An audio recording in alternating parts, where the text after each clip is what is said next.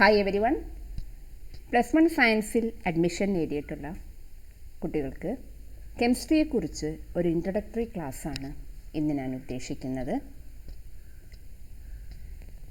+1 സയൻസിൽ biology science ആയാലും computer science ആയാലും പഠിക്കേണ്ട ഒരു സബ്ജക്റ്റാണ് കെമിസ്ട്രി. അപ്പോൾ എന്താണ് കെമിസ്ട്രി?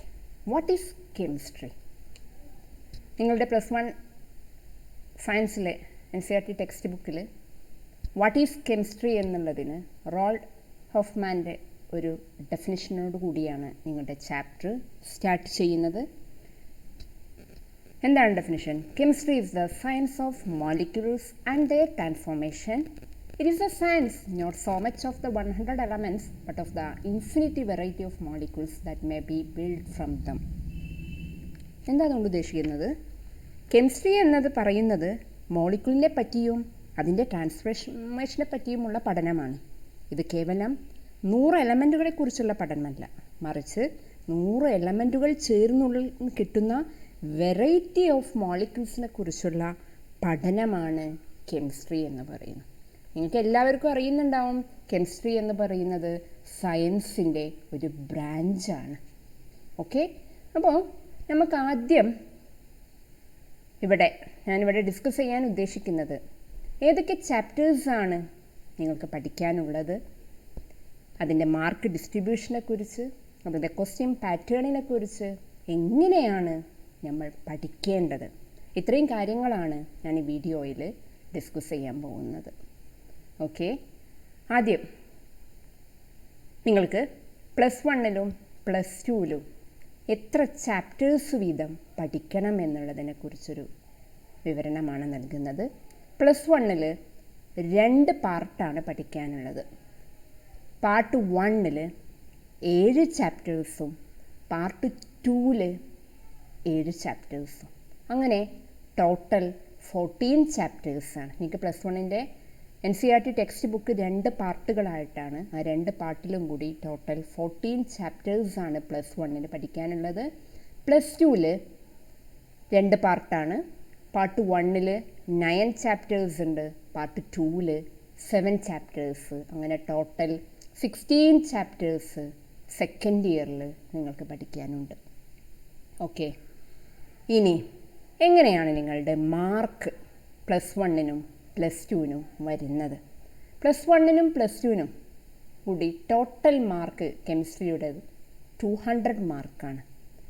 അതിൽ ഫസ്റ്റ് ഇയറിൽ നിങ്ങൾ സ്കോർ ചെയ്യുന്നത് തിയറി 60 മാർക്കും CE 20 മാർക്കും, അങ്ങനെ ടോട്ടൽ 80 മാർക്കും. സെക്കൻഡ് ഇയറിൽ theory 60 mark, CE 20 mark. CE എന്നുള്ളതുകൊണ്ട് ഉദ്ദേശിക്കുന്നത് കണ്ടിന്യൂസ് ഇവാലുവേഷൻ. പ്രാക്ടിക്കൽ 40 മാർക്ക്, അങ്ങനെ ടോട്ടൽ 120 മാർക്ക് സെക്കൻഡ് ഇയർ.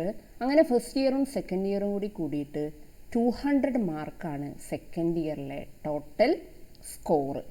ഇനി നിങ്ങളുടെ ക്വസ്റ്റ്യൻ പാറ്റേൺ എങ്ങനെയാണ്? അതായത് 4 സെക്ഷനായിട്ടാണ് നിങ്ങളുടെ ക്വസ്റ്റ്യൻ പാറ്റേൺ ഉള്ളത്. 2 മണിക്കൂറിൻ്റെ എക്സാമാണ്. കൂൾ ഓഫ് ടൈം 15 മിനിറ്റ്, അങ്ങനെ 2.25 അവർ ആണ് നിങ്ങളുടെ ടൈം, എക്സാം എഴുതാനുള്ള ടൈം. അതിൽ 4 പാറ്റേൺ ആണുള്ളത്. ക്വസ്റ്റ്യൻ നമ്പർ 1 to 9,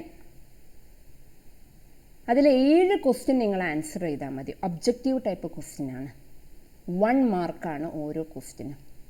അപ്പോൾ 7 ക്വസ്റ്റ്യൻ ആൻസർ ചെയ്താൽ മതി. 9 ക്വസ്റ്റ്യൻ ഉണ്ടാവും. ആ 9 ക്വസ്റ്റ്യനിൽ 7 ക്വസ്റ്റ്യൻ ആൻസർ ചെയ്യണം. അങ്ങനെ 7 മാർക്ക് അവിടെ സ്കോർ ചെയ്യും. അതാണ് സെക്ഷൻ 1. സെക്ഷൻ 2ൽ ക്വസ്റ്റ്യൻ നമ്പർ 10 to 22 സെക്ഷൻ 2ൽ പെടും. അതിൽ എനി 10 ആൻസർ ചെയ്താൽ മതി. 10 to 22ൽ എനി 10 ആൻസർ ചെയ്താൽ മതി. ഓരോ ക്വസ്റ്റ്യനും 2 മാർക്കാണ് ക്യാരി ചെയ്യുന്നത്. അങ്ങനെ 10 into 2 20 മാർക്സ്. മൂന്നാമത്തെ സെക്ഷൻ ക്വസ്റ്റ്യൻ നമ്പർ 23 മുതൽ 31 വരെയാണ്. അതിൽ 7 ക്വസ്റ്റ്യനാണ് നിങ്ങൾ ആൻസർ ചെയ്യേണ്ടത്. ഓരോ ക്വസ്റ്റ്യനും 3 മാർക്ക് വീതമാണ്. അങ്ങനെ 7 into 3 21 മാർക്ക്. സെക്ഷൻ 4-ൽ സെക്ഷൻ 4 എന്ന് പറയുന്നത് ക്വസ്റ്റ്യൻ നമ്പർ 32 മുതൽ 35 വരെയാണ്. അതിൽ 32 മുതൽ 35-ൽ ആൻസർ എനി 3 ആണ്. ഓരോ ക്വസ്റ്റ്യനും 4 മാർക്കാണ് ക്യാരി ചെയ്യുന്നത്. അങ്ങനെ 3 × 4 12. ഇങ്ങനെ 4 സെക്ഷനാക്കിയിട്ടാണ് നിങ്ങളുടെ question paper. 1 mark question, 2 mark question, 3 mark question, 4 mark question. Okay, അങ്ങനെ ടോട്ടൽ 60 മാർക്കിനാണ് നിങ്ങൾ തിയറി എക്സാം ഫസ്റ്റ് ഇയറിലും സെക്കൻഡ് ഇയറിലും എഴുതേണ്ടത്. ക്ലിയർ ആണല്ലോ? ഇനി നമ്മുടെ മാർക്കിൻ്റെ കാര്യം പറഞ്ഞു, എത്ര ചാപ്റ്റേഴ്സ് ഉണ്ട് എന്ന് പറഞ്ഞു, എന്താണ് കെമിസ്ട്രി എന്ന് പറഞ്ഞു. ഇനി എങ്ങനെയാണ് പഠിക്കേണ്ടത്? How to study. ഒന്നാമത്തെ കാര്യം ഞാൻ നിങ്ങളോട് പറയുന്നു, അവോയ്ഡ് ഫ്ലുവൻസി എലൂഷൻ. എന്താ അങ്ങനെ പറഞ്ഞാൽ? നിങ്ങളിപ്പോൾ ഒരു കാര്യം പഠിക്കാൻ ബുക്ക് തുറന്ന് പഠിക്കാനിരുന്നു. ബുക്കിലേക്ക് നിങ്ങൾ നോക്കുമ്പോൾ ഒന്ന് കണ്ണോടിക്കുമ്പോൾ ഓക്കെ ഇതെല്ലാം എനിക്കറിയാം. നിങ്ങളുടെ മൈൻഡ് പറയും ഇതെല്ലാം ഞാൻ ഓക്കെയാണ്, യെസ് ഐ അണ്ടർസ്റ്റാൻഡ് ദിസ് എന്ന് പറയും. അങ്ങനെ നിങ്ങൾ ബുക്ക് അടച്ചു വെക്കും. എക്സാമിന് ക്വസ്റ്റ്യൻ കിട്ടിക്കഴിഞ്ഞാൽ നിങ്ങളുടെ പേപ്പറിലേക്ക് നിങ്ങൾക്ക് ഒന്നും എഴുതാൻ പറ്റാത്ത ഒരവസ്ഥ. ഈ ഒരവസ്ഥയാണത്. അതിന് നിങ്ങൾ ചെയ്യേണ്ടത് എന്താണ്? Read 1, 2 or 3 times. Then recall 3 or 4 times. Recall ചെയ്യാതെ വെറും റീഡ് ചെയ്യുമ്പോൾ നിങ്ങൾക്ക് ഈ ഒരു പ്രോബ്ലം വരും. അപ്പോൾ റീകോൾ എന്നുള്ളത് 3 അല്ലെങ്കിൽ 4 ടൈംസ് നിങ്ങൾ പഠിച്ച കാര്യം റീകോൾ ചെയ്താൽ ഷുവർ നിങ്ങൾ സ്മാർട്ടായി നിങ്ങൾക്ക് എക്സാം എഴുതാൻ പറ്റും. ഓക്കെ, അപ്പോൾ ഫസ്റ്റ് ഞാൻ പറഞ്ഞ കാര്യം ഓർക്കണം, അവോയ്ഡ് ഫ്ലുവൻസി എലൂഷൻ. പഠിക്കുന്നത് പഠിക്കുകയും വേണം, റീകോൾ ചെയ്യുകയും വേണം, ഓർത്തെടുക്കുകയും വേണം. രണ്ടാമത്തെ കാര്യം അണ്ടർസ്റ്റാൻഡ് സ്പേസിങ് എഫക്റ്റ്. അതായത് അത് മനസ്സിലാവാൻ ഞാൻ നിങ്ങൾക്കൊരു കാര്യം പറയാം. നിങ്ങൾക്കൊരു 3 കിലോമീറ്റർ നടക്കണം. നിങ്ങൾ ഡെയിലി തീരുമാനിച്ചതാണ് 3 കിലോമീറ്റർ നിങ്ങൾ നടക്കണം.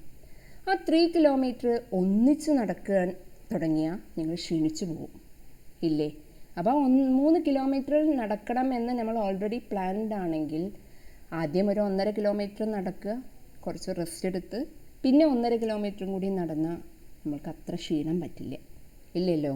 എന്ന പോലെ ഒരു 4 മണിക്കൂർ പഠിക്കണം എന്ന് തീരുമാനിച്ചു കഴിഞ്ഞാൽ ഒരു 2 അവർ പഠിച്ച് ഒന്ന് റെസ്റ്റ് എടുത്തിട്ട് അടുത്ത 2 അവർ പഠിക്കുക. അങ്ങനെ പഠിക്കുമ്പോൾ, അങ്ങനെ ഒരു സ്പ്ലിറ്റ് ചെയ്ത് പഠിക്കുന്നത് ഞാൻ സ്പേസിങ് എഫക്റ്റ് എന്ന് പറയുന്നു. അങ്ങനെ പഠിക്കുമ്പോൾ ആദ്യം പഠിച്ച് 1 മണിക്കൂർ കഴിഞ്ഞ് അടുത്തത് പഠിക്കാതിരിക്കുമ്പോൾ ആദ്യം പഠിച്ച ആ 1 മണിക്കൂറിൽ പഠിച്ച കാര്യം ഒന്ന് റീകോൾ ചെയ്യുമ്പോൾ നിങ്ങളുടെ ബ്രെയിനിൽ ആ കാര്യം ഒന്നും കൂടി അവിടെ എന്താവുന്നു? തറാവുന്നു. ഓക്കെ, അപ്പോൾ എന്ത് ചെയ്യാം? അപ്പോൾ നിങ്ങളിപ്പോൾ ഒരു ഫിലിം കണ്ടു.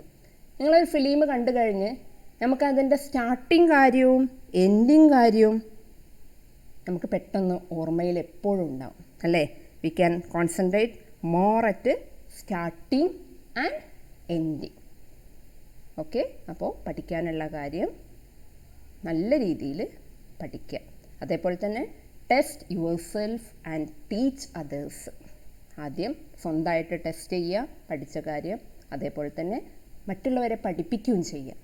അപ്പോഴും നിങ്ങൾക്ക് നന്നായി പഠിക്കാൻ പറ്റും.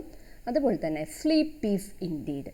6 മണിക്കൂർ കൃത്യമായിട്ട് ഡെയിലി 6 മണിക്കൂർ മിനിമം നമ്മൾ ഉറങ്ങാൻ വേണ്ടി ശ്രമിക്കുക. ഈ ഒരു രീതി നമ്മുടെ ജീവിതത്തിൽ നിങ്ങൾ ഫോളോ ചെയ്ത് നല്ല മക്കളായിട്ട് പഠിക്കാൻ തുടങ്ങുക. ഇങ്ങനെ ഒരു രീതിയിൽ പറയുന്ന കാര്യങ്ങൾ, ടീച്ചേഴ്സ് പറയുന്ന കാര്യങ്ങൾ ഫോളോ ചെയ്ത് പോയാൽ നല്ല സ്കോർ വാങ്ങിയിട്ട് നിങ്ങൾക്ക് പുറത്തിറങ്ങാൻ പറ്റും. ഓക്കെ, അപ്പോൾ അടുത്ത ക്ലാസ്സുകളിൽ ഓരോ ചാപ്റ്റേഴ്സായി നമുക്കെടുക്കാം. All the best. Thank U.